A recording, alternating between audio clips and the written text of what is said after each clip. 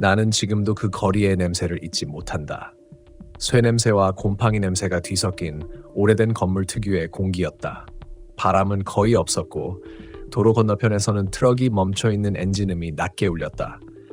그날 이후로 나는 그 거리를 절대 다시 밟지 않았다. 그때는 33이었다. 부산 범천동에서 사무실 일을 하며 퇴근길에 습관처럼 골목길을 지났다. 그 골목은 오래된 주택가 사이로 난 좁은 길이었다. 노인들이 만든 손두부 가게, 문 닫은 세탁소, 벽에 덩굴이 올라간 철문집, 그리고 그 한가운데 유독 어둡게 서 있던 작은 잡화점이 있었다. 그 가게는 늘 열려 있었지만 손님이 들어가는 걸 한 번도 본 적이 없었다. 낡은 간판에는 삼덕잡화라고 적혀 있었고 글자 중 절반은 떨어져 나가 있었다. 창문에는 먼지가 두껍게 앉아 있었는데 그 안쪽에서 희미한 불빛이 새어나왔다. 형광등은 깜박였고 불빛은 거의 병든 듯한 푸른색이었다. 처음엔 그저 오래된 가게겠거니 싶었다. 그런데 어느 날 이상한 일이 시작되었다. 퇴근 후 비가 내리던 날이었다. 나는 우산을 들고 골목으로 들어섰다. 비는 좁은 길 사이로 쏟아졌고 하수구에서는 물이 끓는 듯한 소리를 냈다. 그때 잡화점 안에서 낮은 목소리가 들려왔다. 이건 아직 아니야. 여자의 목소리였다. 나는 발걸음을 멈췄다. 창문 틈으로 보니 가게 안쪽에 사람 그림자 2개가 있었다. 하나는 서 있는 사람, 다른 하나는 바닥에 앉아 있는 사람처럼 보였다. 하지만 이상하게도 두 그림자의 비율이 맞지 않았다. 앉아있는 그림자가 너무 크고 길었다. 마치 몸이 바닥에 녹아내린 것처럼. 그때 나는 전화벨이 울려 놀라서 몸을 움찔했다. 회사 동료였다. 지금 퇴근 중이냐는 말에 대충 답하고 고개를 돌렸을 때 잡화점 안에 불빛이 꺼져 있었다. 단 몇 초 전까지만 해도 켜져 있던 불이 완전히 사라진 것이다. 그런데 창문에는 여전히 누군가의 얼굴 윤곽이 남아 있었다. 희미했지만 확실히 사람이었다. 그날 밤 나는 잠을 거의 이루지 못했다. 눈을 감으면 자꾸 그 얼굴이 떠올랐다. 어둠 속에서 형광등 불빛 아래서 내 쪽을 바라보던 그 희미한 실루엣. 눈인지 코인지 구분이 안 되었지만 분명히 보고 있었다. 며칠 동안 일부러 다른 길로 다녔다. 그 골목을 피했는데 이상하게도 어느 날부터 그쪽 길에서만 집 쪽으로 바람이 불었다. 다른 길에선 바람이 멈춰 있는데 그 골목 입구 앞에만 서면 머리카락이 흔들렸다. 그 바람 속에서 나는 분명히 무언가의 냄새를 느꼈다. 비누 냄새. 오래된 비누 냄새였다. 그 가게 간판 아래 희미하게 남은 문구가 떠올랐다.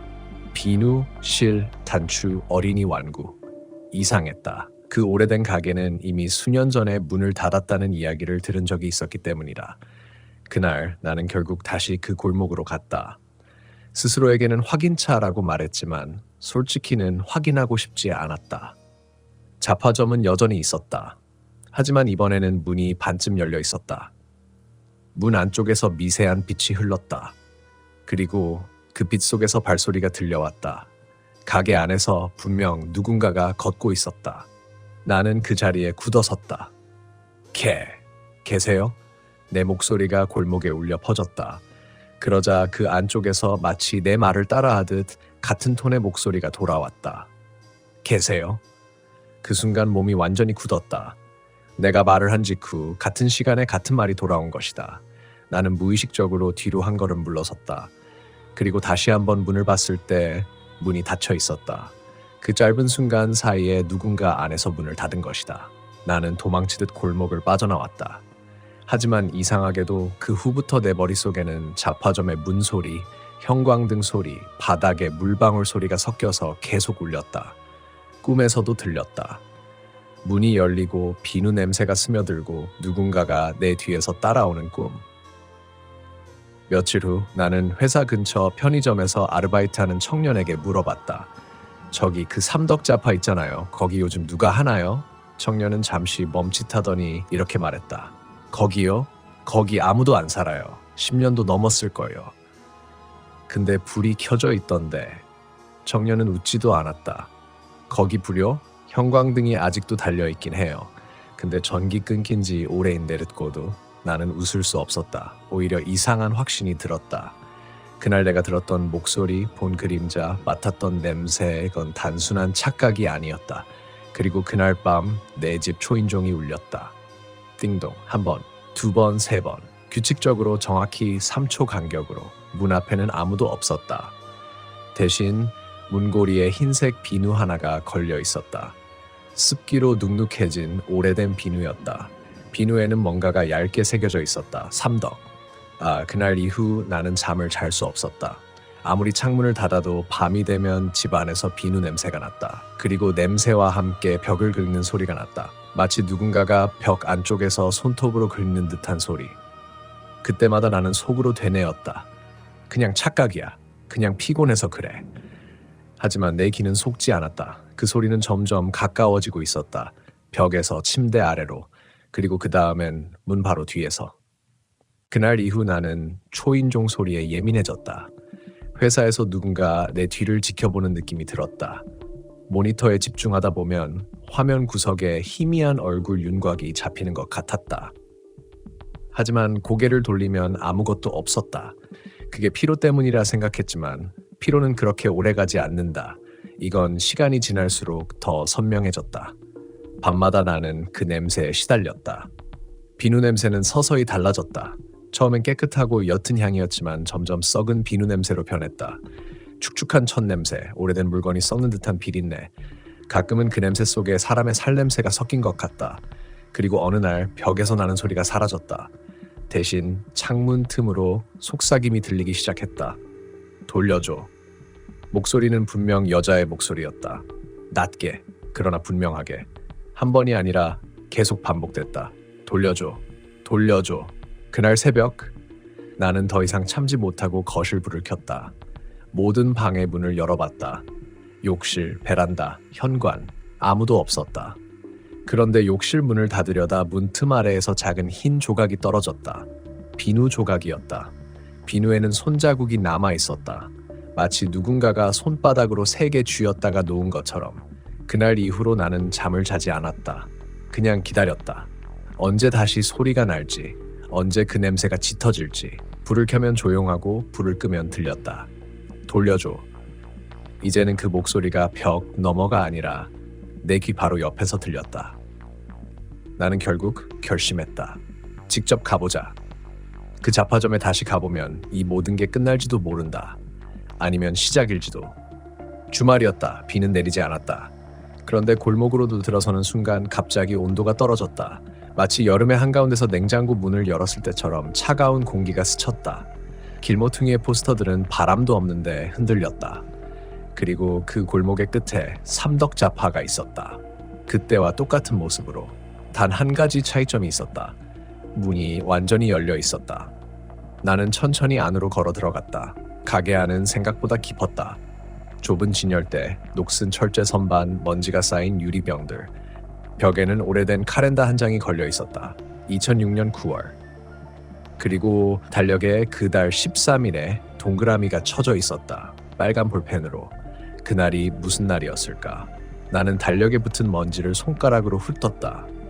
그때 손끝에서 비누처럼 미끈한 감촉이 느껴졌다. 그리고 선반 뒤에서 뭔가 떨어졌다. 톡! 고개를 돌려보니 낡은 상자 하나가 있었다. 주인 외 열람 금지. 나는 상자를 열었다. 안에는 오래된 노트와 함께 작은 아이의 사진이 들어있었다. 사진 속 아이는 대략 8살쯤 되어 보였다. 짧은 단발머리, 웃고 있었다. 그런데 사진의 배경이 이상했다. 아이 뒤로 보이는 건 지금 내가 서 있는 이 잡화점의 내부였다. 같은 벽, 같은 선반, 같은 위치의 창문. 노트는 눅눅하게 젖어 있었다. 페이지를 넘길 때마다 비누 냄새가 더 짙어졌다. 거의 숨이 막힐 정도였다. 글씨는 삐뚤었지만 읽을 수 있었다. 오늘은 아이가 또 울었다. 손님이 인형을 돌려달라고 했는데 아이가 몰래 숨겼다. 밤에 혼냈더니 비누로 손을 씻으며 계속 울었다. 페이지를 넘기자 글씨가 점점 더 흐려졌다. 그날 이후 아이는 사라졌다. 창고문이 열려 있었고 물비누가 쏟아져 있었다. 그 순간 가게 안의 공기가 갑자기 바뀌었다. 뒤에서 무언가가 쿵 소리를 내며 떨어졌다. 나는 반사적으로 몸을 돌렸다. 선반 위에 있던 유리병 하나가 깨져 있었다. 그 안에서 뭔가가 흘러나왔다. 하얗고 탁한 액체, 비누물이 아니었다. 피였다. 손바닥으로 피가 스며들자 나는 비명을 지르며 가게 밖으로 뛰쳐나왔다. 그런데 문을 나서는 순간 골목이 달라져 있었다. 햇빛이 사라지고 골목 끝에 그림자가 벽처럼 짙게 닫혀 있었다. 그리고 잡화점 간판이 흔들렸다. 삼덕이라는 글자 중 하나가 떨어져 나가며 바닥에 부딪혔다. 딱! 딱! 딱! 금속이 떨어지는 그 소리가 이상하리만큼 길게 울렸다. 그 소리 사이로 그 목소리가 들려왔다. 돌려줘. 이젠 분명히 들렸다. 가게 안쪽 창고문에서. 돌려줘. 그때 깨달았다. 그 목소리가 향하는 건 내가 아니라 내가 가진 무언가였다. 나는 노트를 들고 있었다. 손에 묻은 피와 함께 노트를 꽉 쥐고 있었다. 그리고 그 노트의 마지막 장에는 이렇게 적혀 있었다.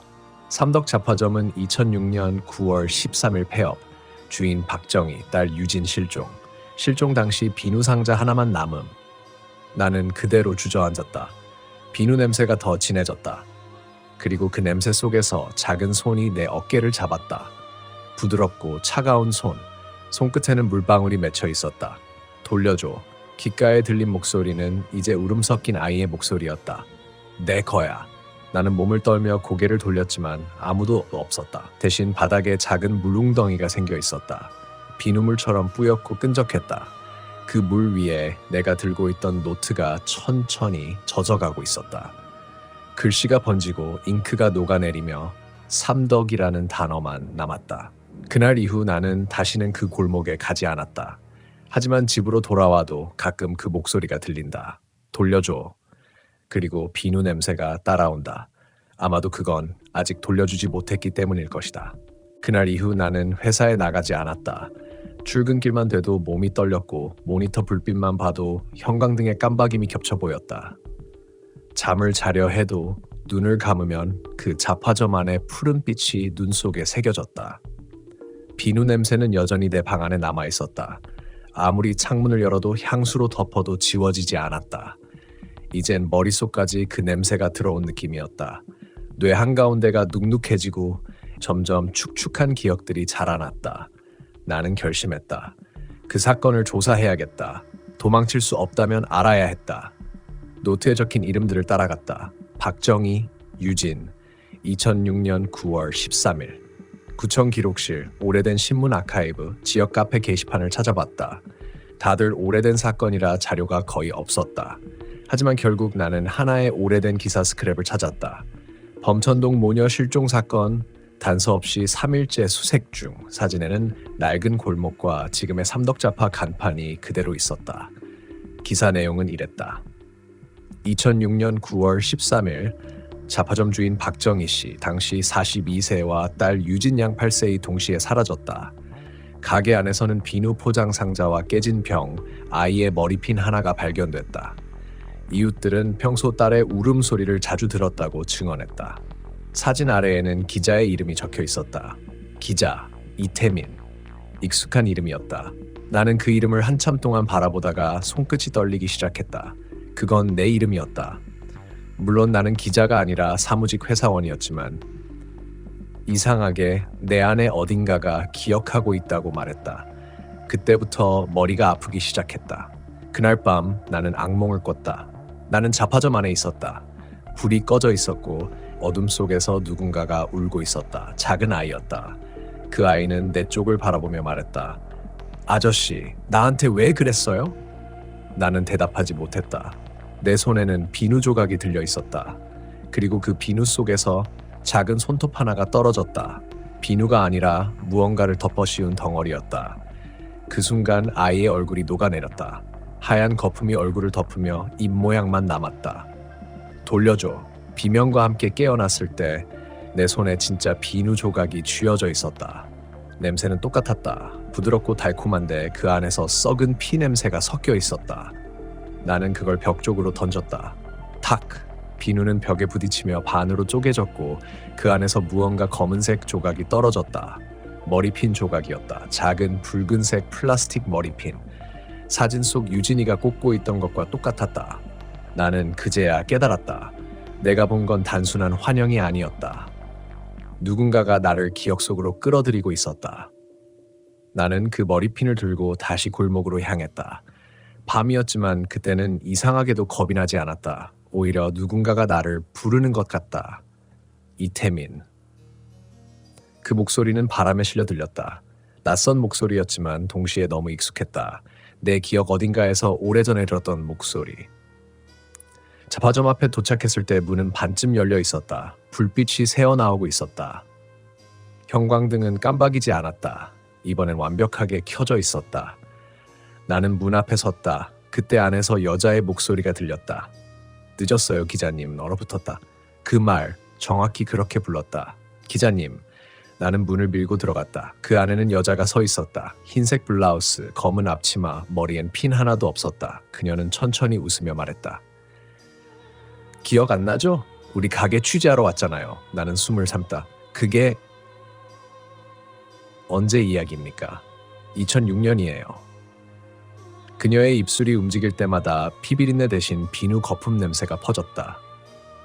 그날 당신이 우리 가게 왔잖아요. 그날 이후 우리 애가, 그녀의 목소리가 점점 갈라졌다. 우리 애가 안 나와요. 눈물이 아니라 하얀 거품이 그녀의 눈에서 흘러내렸다. 그 거품이 바닥으로 떨어질 때마다 툭툭툭 소리가 났다.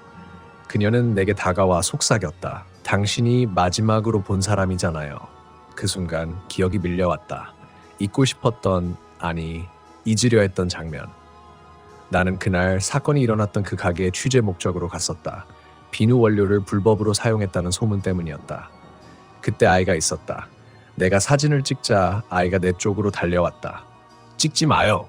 그리고 유리병이 떨어졌다. 그 안에 끓던 액체가 아이에게 쏟아졌다. 비누 원료, 수산화나트륨. 그날의 비명, 그 냄새, 하얀 연기. 그게 내 머릿속에서 봉인돼 있던 기억이었다. 나는 주저앉았다. 몸이 떨렸다. 여자는 내 앞에 무릎을 꿇었다. 이제 돌려주세요. 그녀의 손이 내 손등을 덮었다. 그 손은 차갑고 젖어 있었다. 아이의 머리핀, 그거 당신이 가져갔죠.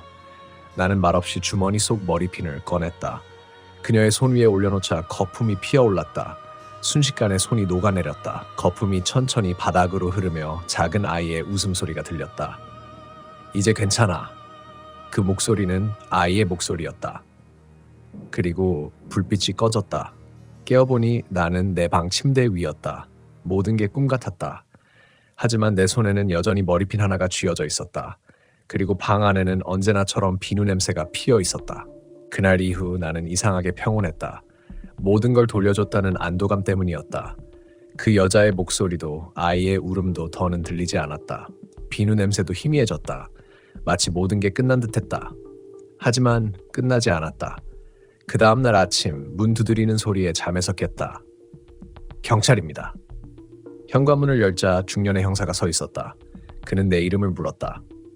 이태민 씨 맞으시죠? 범천동 사건 관련해서 잠시 얘기 좀 나누시죠. 순간 심장이 얼어붙었다. 범천동 사건이요? 형사는 고개를 끄덕였다. 어젯밤 범천동 일대에서 화재가 있었어요. 오래된 잡화점 하나가 전소됐습니다. 그런데 현장에서 이상한 게 나와서요. 이상한 거요? 그는 종이봉투 하나를 내밀었다. 그 안에는 빨간색 머리핀 하나가 들어있었다. 불에 안 탔어요. 거의 새 것처럼. 내 손이 떨렸다. 그거 어디서?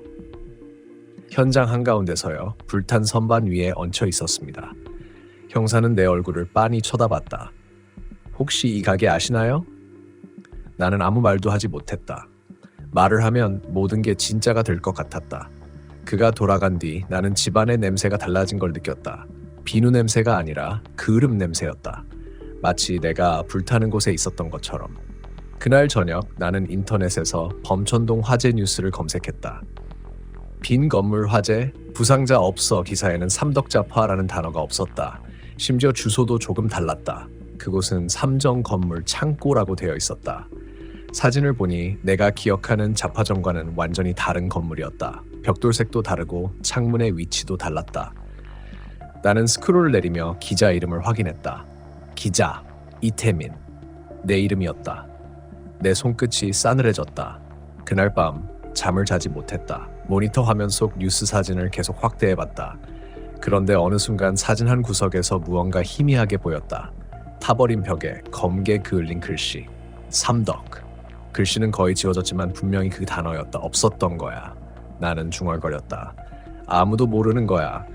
하지만 다음 순간 또 다른 공포가 밀려왔다. 그렇다면 내가 본 건 뭐였지?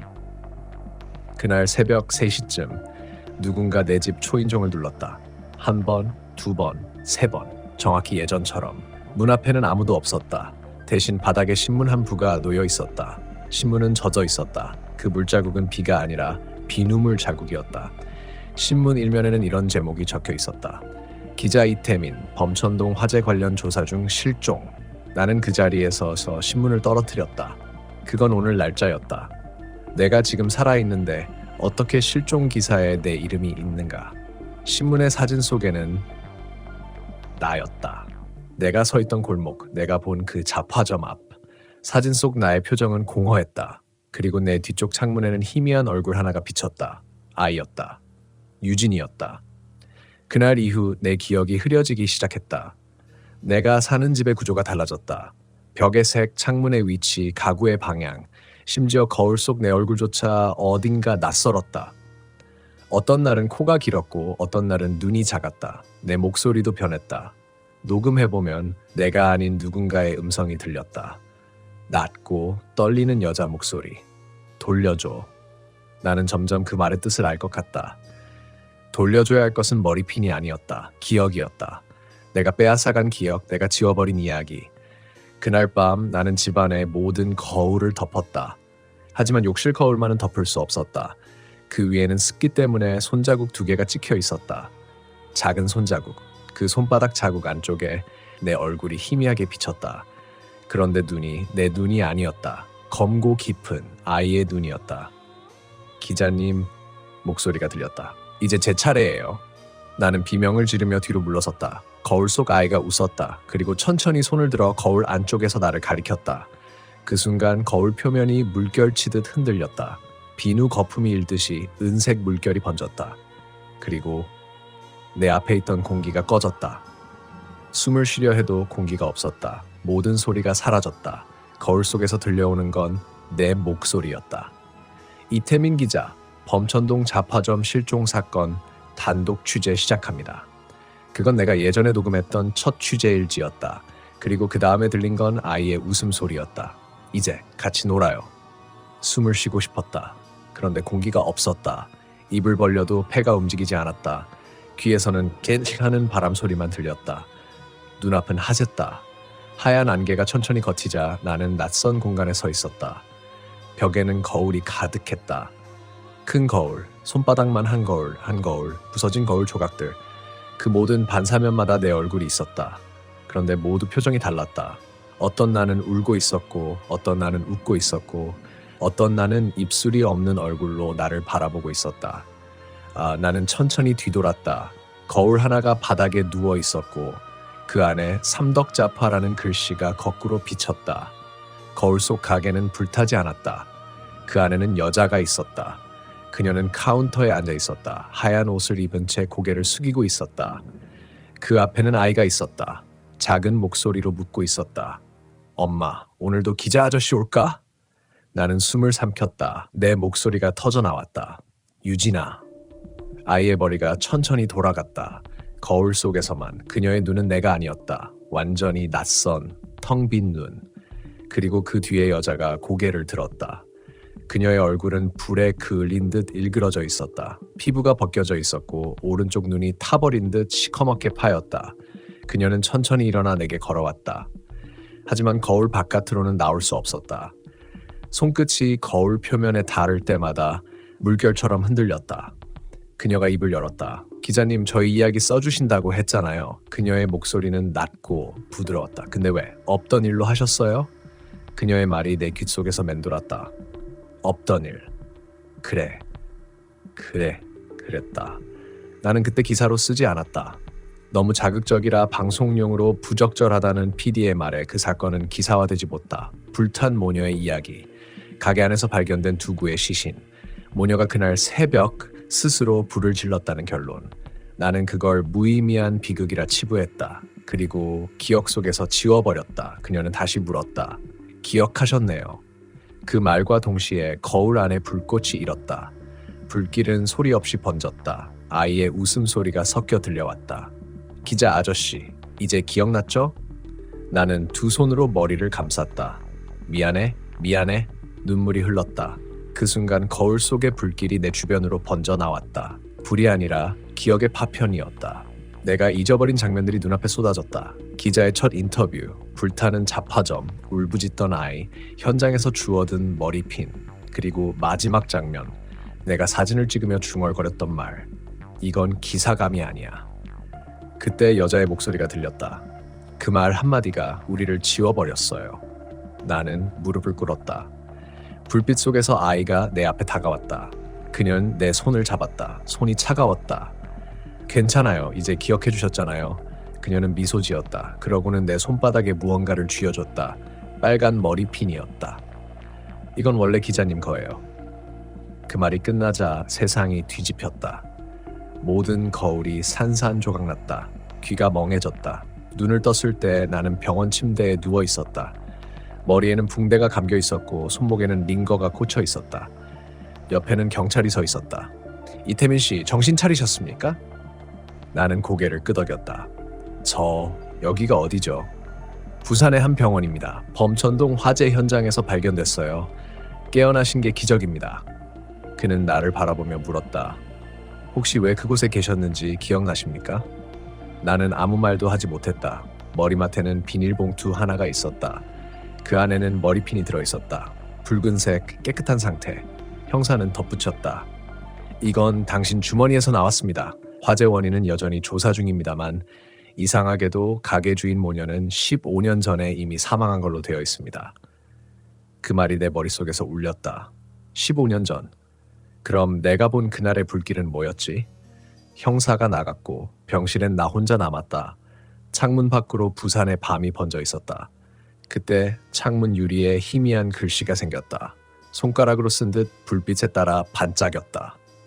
기억해줘요. 나는 숨을 고르며 창문에 손을 대었다. 손끝이 닿자 창문 표면이 미묘하게 흔들렸다. 거울처럼. 그리고 그 안에서 아이의 얼굴이 천천히 떠올랐다. 그녀는 웃고 있었다. 살아있는 미소였다. 유진아. 나는 속삭였다. 기억할게. 그 순간 창문에 맺혀있던 글씨가 천천히 사라졌다. 대신 작은 비누 거품 하나가 남았다. 그건 오래된 향기였다. 희미하게, 따뜻하게. 그러나 어디선가 슬픈 냄새였다. 나는 그 냄새를 깊게 들이마셨다. 그리고 아주 조용히 말했다. 이제야 써줄 수 있겠다. 퇴원한 지 이틀째 되는 날이었다. 나는 노트북을 꺼냈다. 병실에서 본 아이의 얼굴이 머릿속을 떠나지 않았다. 그 웃음은 이상하게도 평화로웠다. 그리고 그 웃음이 나를 이 자리까지 데려온 것 같았다. 커서를 켰다. 파일 이름은 단순히 범천동 기록. 나는 첫 문장을 썼다. 나는 부산 범천동의 한 잡화점에서 불가능한 기억을 보았다. 손끝이 부드럽게 움직였다. 문장은 자연스럽게 이어졌다. 불길의 냄새, 아이의 눈빛, 여자의 말투. 글을 쓰는 동안 방 안의 공기가 미묘하게 변했다. 따뜻해졌다. 비누 냄새가 아주 희미하게 떠돌았다. 나는 그 냄새가 이상하게 위로처럼 느껴졌다. 3시간이 지났을 무렵 문득 키보드 소리가 멎었다. 어딘가에서 탁 하는 소리가 났다. 마치 누군가 키보드를 대신 치는 듯한 소리. 나는 화면을 봤다. 커서가 자동으로 움직이고 있었다. 이건 내가 아니라 우리가 쓴다. 나는 숨을 삼켰다. 손을 떼도 글자는 계속 찍혔다. 잊혀진 이름을 다시 부르면 이야기는 돌아온다. 커서가 잠시 멈추더니 다음 문장이 천천히 이어졌다. 이태민 기자는 우리를 봤다. 그리고 잊었다. 이제는 우리 차례다. 그 순간 모니터가 깜빡였다. 화면이 하얗게 번졌다가 다시 돌아왔다. 하지만 편집창은 완전히 바뀌어 있었다. 글자가 사라지고 대신 사진이 나타났다. 삼덕자파 간판. 불타기 전의 모습이었다. 그리고 화면 구석에 작은 그림자가 서 있었다. 나였다. 카메라를 들고 가게 쪽을 바라보는 내 모습. 사진은 천천히 확대되었다. 내 얼굴이 흐릿해지고 그 자리에 여자의 얼굴이 겹쳐졌다. 나는 노트북을 덮었다. 심장이 미친 듯이 뛰었다. 방 안은 이미 비누 냄새로 가득했다. 그리고 창문이 서서히 김서렸다. 창문 위에 글씨가 생겼다. 다 썼어요? 나는 입술을 떨며 중얼거렸다. 이제 곧. 손이 떨렸지만 나는 다시 노트북을 열었다. 글을 써야 했다. 이건 내 죄의 기록이자 그들의 존재 증명이다. 하지만 타이핑을 시작하자 모니터가 이상하게 반응했다. 내가 누르는 글자가 거꾸로 찍혔다. 요조격이, 요주격이, 기억해줘요. 모니터에서 삐 하는 전자음이 울렸다. 그리고 화면이 꺼졌다. 불빛 하나 없는 방. 나는 천천히 숨을 골랐다. 노트북 화면 속에 내 얼굴이 희미하게 비쳤다. 그런데 내 뒤쪽에 또 다른 얼굴이 있었다. 아주 가까이 아이의 얼굴이었다. 유진이. 그녀는 속삭였다. 이제 다 썼어요, 기자님. 그녀의 손이 화면 속에서 나왔다. 그 작은 손이 내 손 위에 포개졌다. 따뜻했다. 그 순간 모든 소리가 멈췄다. 내가 눈을 떴을 때 아침이었다. 햇빛이 커튼 틈새로 들어왔다. 노트북은 꺼져 있었고 책상 위엔 인쇄된 종이 한 장이 놓여 있었다. 그건 내가 쓴 기록이었다. 하지만 맨 마지막 줄이 달라져 있었다. 이 이야기를 읽는 사람 지금 비누 냄새가 나지 않습니까? 나는 그 문장을 읽고 손을 멈췄다. 그리고 그때서야 깨달았다. 방 안에 분명히 비누 냄새가 퍼지고 있었다. 향은 점점 짙어졌다. 창문 유리에는 아이의 손자국이 희미하게 찍혀 있었다. 작고 동그란 손. 그 아래에 한 줄의 글씨가 생겼다. 이제 기자님 차례예요. 노트북이 스스로 켜졌다. 커서가 깜빡였다. 새 파일이 자동으로 열렸다. 제목은 독자 기록 001. 나는 천천히 읽었다. 나는 방금 범천동 잡화점 이야기를 읽었다. 문장은 거기서 멈춰 있었다. 그리고 커서가 내 눈앞에서 깜빡이며 나를 재촉하듯 말했다. 마치 누군가가 이렇게 속삭인 듯했다. 이제 당신의 이야기를 써주세요. 그 순간 내 뒤에서 누군가의 발소리가 들렸다. 물방울 떨어지는 소리와 함께. 그리고 방 안에 다시 비누향이 피어올랐다.